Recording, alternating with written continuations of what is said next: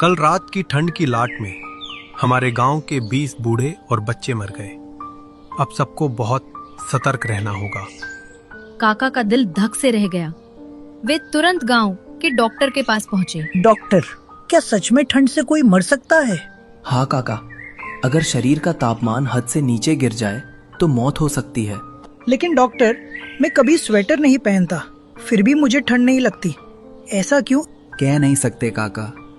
हो सकता है आपकी शारीरिक बनावट अलग हो या आपके खाने में कुछ ऐसा हो जो शरीर को अंदर से गर्म रखता हो। काका घर आने लगे। काका पूरे रास्ते सोचते रहे। मेरे खाने में ऐसा क्या है? अचानक उनके दिमाग में ख्याल आया। मैं तो रोज देसी मुर्गी का चिकन खाता हूँ। क्या उसी से मुझे ठंड नहीं लगती? क्या वही मुझे अंदर से गर्म रखता है? काका ने ठान लिया। कल मैं चिकन नहीं खाऊंगा। देखता हूँ क्या सच में मुझे ठंड लगती है या नहीं। और ये फैसला आगे चलकर गांव के लोगों की जिंदगी बदलने वाला था। अगले दिन काका ने अपना निश्चय निभाया। उन्होंने देसी मुर्गी का चिकन बिल्कुल नहीं खाया। पूरे दिन बस दाल चावल खाते रहे। शाम होते होते ठंड की तीखी हवा चलने लगी। रात घिरते ही ठंड और बढ़ गई। अरे बाप रे, ये कैसी ठंड है? सच में देसी मुर्गी ही मुझे बचाए रखती थी। पहली बार काका को ठंड ने इस तरह जकड़ लिया। वे मोटी कंबल ओढ़कर लेट गए और रात भर कांपते रहे। सुबह सुबह काका गांव में चिकन लेने जा रहे थे। तभी रास्ते में मुखिया जी मिल गए। उनके चेहरे पर गहरी चिंता थी। काका, कुछ तो करो। इस ठंड में बूढ़े और बच्चे मर रहे हैं। अब बस आप ही हो जो गांव को बचा सकते हो। अरे मुखिया जी, मैं क्या कर सकता हूँ? ठंड इतनी बढ़ गई है कि मैं भी नहीं संभल पा रहा। लेकिन काका, आप कैसे झेल लेते हैं इस ठंड को? आप पर तो ठंड चढ़ती ही नहीं। कुछ तो राज होगा, हमें भी बताइए। ऐसा कुछ राज नहीं है मुखिया जी। अगर होता तो मैं बता देता आपको। काका, इस समय कोई भी उपाय छोटा नहीं है।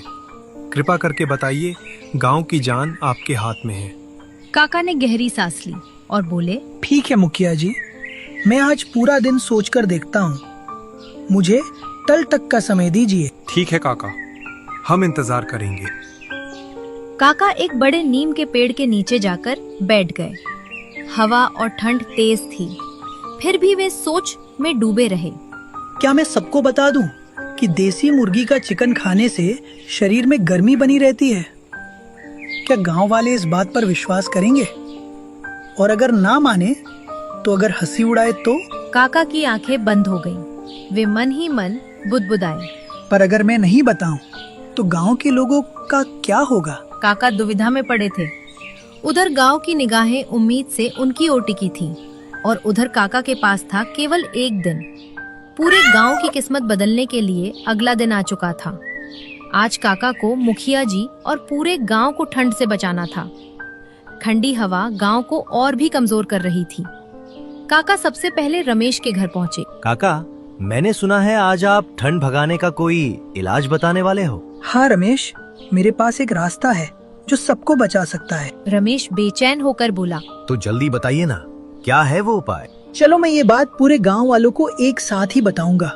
चौपाल पर चलते हैं। दोनों चौपाल पहुंचे। वहाँ भीड़ जमा थी। बूढ़े, बच्चे, औरतें, मर्द सब ठिठुरते हुए किसी चमत्कार का इंतजार कर रहे थे।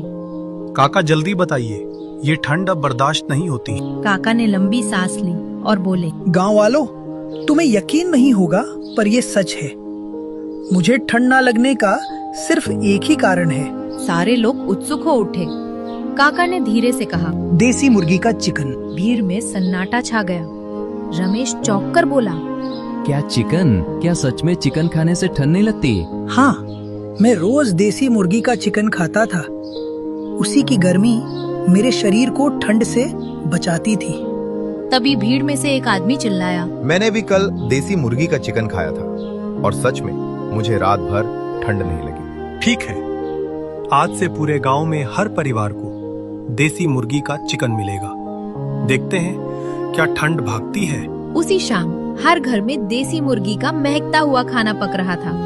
कड़कती ठंड में धुएं के साथ उम्मीद भी उठ रही थी। उस रात चमत्कार हो गया।